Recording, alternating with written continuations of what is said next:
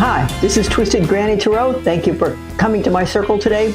I appreciate it. I hope I can give you good news, and I hope the news that you hear reflects the situations in your life. That's the best we can hope for, right? Okay.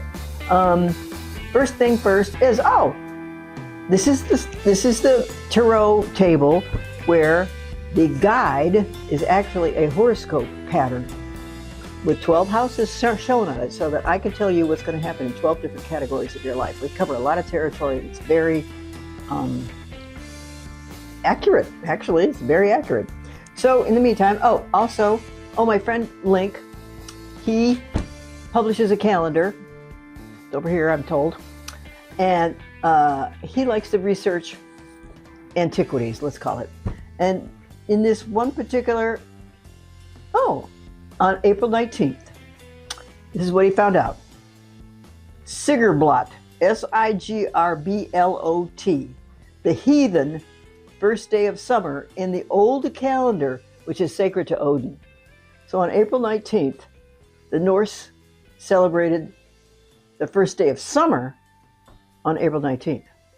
We do it a little bit different here in modern days, but that's what it was back then. Okay, now today I'm using a new deck that I need practice on, so please forgive me if I have to check my handy dandy cheat sheet to make sure I'm telling you right. This is called the Mystic Fairy Tarot. I love it because it's got beautiful pictures of fairies on it, and I don't know about y'all, but I have fairies who are good friends of mine, and they take good care of me, and I really appreciate it. Okay, so there we are. That's what we're going to use today. Oops, I hit my timer. Look.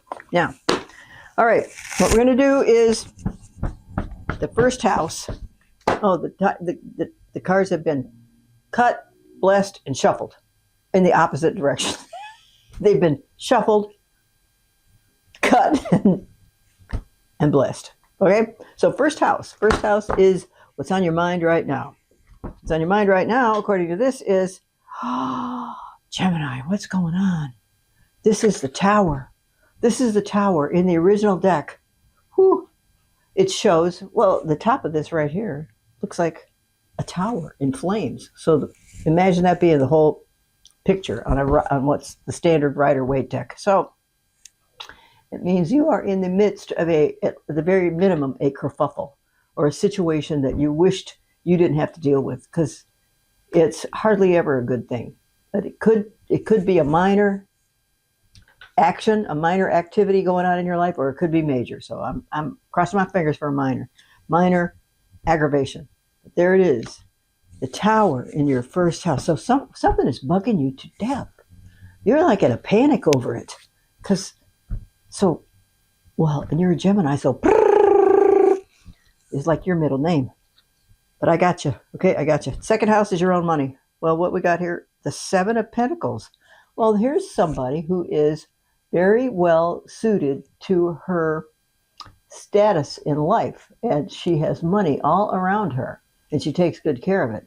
So we might be able to safely say so far that whatever is making your mind do double take, it's not your money. Thank the heavenly heavens for that. Third house is communication.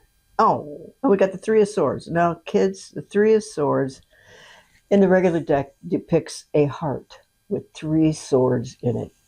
So, seems like you have had a disappointing conversation or a hurtful conversation with someone that you didn't necessarily mean to hurt. And so it might make you feeling guilty, it might make you feeling sad, it might leave you feeling ashamed, but there we are. Okay. I know some actual Geminis that are going through that. It's funny how that works. Or a Gemini rising. Okay. Third house is, fourth house is your home, right? Now we got the Knave of Wands. What that means is it's the Jack of Spades, maybe. I don't remember what it is in a real deck. These cards are always messengers. So I'm going to put another card on top of this, and we're going to find out what exactly this message entails. And it entails the Two of Swords, which is a mutual admiration society, so to speak, between two people. And this is in your house of home. So you are having pleasant home relations with the person that you live with, or a person that is so close to you that you feel like you could live with them. It's somebody who brings you love and kindness and joy. That's what this is about. Except that Wands has to do with business. So, are things going well in your business life? Because the look on his face looks like it's out to jury duty's out. You know what I mean? The jury's over. But some things are going well in your home life. So the business of your house is back on an even keel. If it had been, a little kerfuffle there. All right, 5th house is romance and creativity. Romance, 4 of Wands, and these people are sharing the bounty of the garden, so to speak. And stop it, Sherry. 1, 2, 3, 4, 5. 5th house is romance and creativity. And these people are still sharing the bounty of their creative life. And they all have a role in it, and they all partake in it. So are you working on a group project with people that you live with, or people that you're related to, or people that you romance, creativity, children, those kinds of things? Games of chance. So actually, you have a group of friends that you all get along really well, and you keep up with them, and they make you happy. You make each other happy. Okay, 6th house is work and health. We got the Queen of Wands. Okay, work and health. Okay, well, she doesn't look like a very nice person. But let's pick up another card, because a face card, I want to know a little bit more about what this Queen of Wands is doing. So I'm going to put a modifier on it. And the modifier is, the Knave of Cups. That's another face card. And cups are kindness and love and appreciation. Then we got the 5 of Swords. Well, these people kind of look like they're having a bit of a discussion, aren't they? 1, 2, 3, 4, 5, 6. Work and health. Let me check my cheat sheet here. So what the 5 of Swords really looks like. Okay. Where is it? 5. Hold on to your integrity and don't act purely. Okay, so they're having a dispute. Alrighty. They are having a dispute. So, this could be you being aggravated over division of property or division of labor. And this one wants to talk about it a little more to see if the air could be smoothed over. And these are, the original picture of the 5 of Swords shows a soldier picking up the weapons of the enemy he just defeated so he could take them back to his own camp and pass them out to his own soldiers. So these people are in the process of negotiating an appropriate deal. Does that sound like you, Gemini? 1, 2, 3, 4, 5. And it would be in the categories of work and health. Okay. Well, on the one hand, you might be negotiating, I'll stop smoking when blah, blah happens. Not when hell freezes over, just when, give me a couple more months. And it also could be that somebody has caused you aggravation and they're trying to patch it up. So ponder that. Somebody in your work realm or somebody in your healthcare realm. This is too close to the bone for some people I know already. Look at that. I didn't even know that. Okay. So they want to patch things up, but you're almost afraid to patch things up for fear of further embarrassment and shame or something like that. Okay, seventh house. Oh my gosh, the Emperor. Oh my goodness. 1, 2, 3, 4, 5, 6. Okay, the Emperor, not a nice guy. Some readers liken him to the teacher you had in school or college who handed your homework back into you and said, do over on it. He's a tireless and aggravating taskmaster. So what's going on in your marriage partnerships and or business partnerships that's causing you to feel like you don't have a choice, like you have to take orders? And you don't like taking orders. No, you want to at least have some input. So kids, look at that. Huh. Oh, Lordy, and it's opposite the Tower. Oh, this is aggravating you seriously. Okay, 8th house is money from other people. Money from other people means income tax checks, inheritance checks, lawsuit checks, insurance checks, bonus checks, things like that, unearned income. And this is the 5 of Pentacles. So some of these things are slipping away from you. And I think I'm going to say that there's next to no chance you're going to get an inheritance this year. There's next to no chance that you'll get a bonus check. Unless everybody's getting one. Okay? And so that leaves you feeling undervalued and underappreciated. And I just have to let that sit there for a minute, okay? 9th house is philosophy, religion, higher education, and long distance travel. Now the 7 of Cups, well, let me check it before I say it's a very good card. But the 7 of Cups, oh, doesn't look a bit like the real card. This is actually unrealistic fantasies, unrealistic goals or items that you believe you want, but they're impractical, or they're improbable. So if that is, it's 7, 8, 9. Oh, well it's philosophy, religion, higher education, and long distance travel. So there are lots of things associated with that. You probably would love to take a long distance trip because after all, you're a Gemini and you love new things to think about, new things to see, and you could incorporate them into your vast encyclopedia of knowledge that you carry around with you. And then there is more of that. Some of those things that you think you want, as long as they seem to be practical, not impractical. Go for the practical. Sometimes air signs don't want to do that. And so, but it might be for the best for the moment. Okay? Try to be practical. Okay, in other words, don't save money for, don't spend $50 a day on lottery tickets, So we got 10th house. Oh, Lordy, Lordy, Lordy.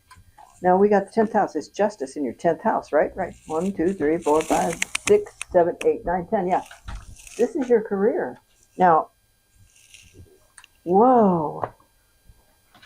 Okay. Then this is what I'm going to say about this card. You've come to grips with the fact that your steps that led you to this employment, this employer, and your talents seem to go hand in hand. And you're aware of how all those puzzle pieces fit together to get you where you are today. Now, on the one hand, it could be justice that you're very proud to get. On the other hand, there's probably a few disappointments in there that you just stumbled upon them because you were on your path. Okay? So, I think that it probably is a good idea to stay where you are for the moment. Just stay where you are for the moment. Because there's a little bit of a choice here. And we don't want too many things going on in your career and in your home at the same time, right? Okay, 11th house, 8 of Swords. Here's somebody who's all tied up. She can't get out. And she's surrounded by, it looks like roses and she's wrapped up with a thorn vine that roses grow on. So, if this is long-term plans and friends from previous employers. Whoa, what happened to your long-term plans? Now you feel like you're trapped. There's something about you feeling trapped with regard to your long-term plan. So maybe you had another idea about what your long-term plan would be by the time you got to this age, whatever age you are. And you feel stymied and you feel restricted. Oh, God knows an air sign cannot stand that. So, but there you are today. And it's opposite the 4 of Wands, which is people who are sharing. Might just be the way you feel today, and you might just want to wait a little bit longer if you feel like you want to bust out. Because at this point, I don't see on this table in these cards friends that are going to help you get out of it, because that governs friends and long-term plans, and especially friends from other employers that you worked with at other employers. Okay, 12th house, the Fool. Okay, please don't take offense. The Fool. These cards have been in existence since 1300 or 1400, Italy and France. So back then, a fool just meant someone who was inexperienced. That's all. So something is happening now, making you feel like you're not prepared for what's going on in certain portions of your life. And you, to yourself, maybe nobody else notices, but to yourself, you feel silly. And you feel almost embarrassed. It doesn't have to be that way. You can change the channel in there. Yes, you can. So, wow. So we have the Fool next to the Tower. Oh. Now, if you're going to step out, make sure you have a strong landing place, a firm helipad to land on, and pursue activities from a stable platform. That's only wise. That's only wisdom from anybody would give you. Okay? Now, well, be careful what you pray for. This is the Magician. It means you can manifest anything you want. And as a Gemini, you might know that because you're always up in your own head. Always. And you can make things happen just by what you think about. And you can make them not happen by what you think about. So, if you want money, say, money is coming, the money is coming, the money is coming. Next thing you say is, the job is coming, the job is coming, the job is coming. Whatever you want. And you could mention it to your spirit guides above, and they can help you get it. They can't not help you unless you ask them. You have to ask them to help you. It's remarkably effective. Remarkably. Okay, so, did you get all that? There's a kerfuffle going on that's affecting you more or less seriously. Then we got the card of money, 7 of Pentacles. You're doing okay there. 3 of Swords. Oh, this is a broken heart. So you've had words with a person. You didn't mean to have words with the person. And the 4th house is your home, and you're trying to be the best housemate you can be at this time. 5th house is romance and creativity. And here you are sharing with your friends. And there are people in your, well, it's children, recreation, games of chance, that kind of thing. And your own creativity. You've got plenty of that. Okay, now here we come to the 5th house. Right? 1, 2, 3, 4, 5, 6th house. Work and health. So there have been some disappointing situations that have occurred between work and health. These are the categories. And they have left you feeling, you believe you want to talk more about them to kind of clear your conscience or clear your mind, but you're almost afraid to. Okay? Then this is 7th house. This is where at this point in time, the Emperor lives. He's not a nice guy. So, because this is the Tower and marriage partnerships and business, so you're at odds with your employer or your spouse at the moment. Doesn't mean it's going to last forever. It just, that's it for the moment. Okay, then we got the 9th house, philosophy, religion, higher education, and there's not too much opportunity for that right this minute. Oh, that's 8. Oh, this is 9, right? Sorry. 8th house. Sorry, money from other people. Sorry, no money from other people, no income tax check, no inheritance check. And it's just a matter of time, though. Just because it's this way this year, it's a bad year out there, just in general. So we just have to wait till the energy clears up. Now we got 9th house, philosophy, religion, higher education, and long distance travel. Okay, these are all things you want to do. Some of them are practical, some of them are impractical. Try to stick with the practical ones. Try not to run off in fantasy land and book a ticket to Italy. Okay. Stay close to home. And make it count, you know? Okay, 10th house. Something in your career has been decided. I hope you make the decisions yourself. And I hope you stay employed. But if a job change is, I'm not saying a job change is on your horizon, but if it is, then try not to move too fast. Okay, because you need safe ground to land on. Then we have the 11th house, and she is long-term plans. She doesn't look too happy because, well, first of all, she doesn't have any long-term plans because she's tied up and she can't move. She's tied up in a rose garden, it looks like, and she can't move. Now, 12th house is what you think about when you go to sleep at night. And you know what? Nighttime might be your most creative time.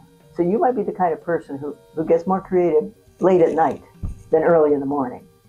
And you might, in addition to that, get really good ideas in your sleep because you have friends on the other side who are helping you. All right? You got it? Okay. And the magician, you can manifest whatever you want. Just make sure you're manifesting good things. Okay? Love you, mean it, bye. This is Sherry at Twisted Granny Row. Thank you kindly for coming to my table. I really enjoy talking to you, and I can't wait to find out what's happening with you next month. Okay? All right. Thanks. Bye.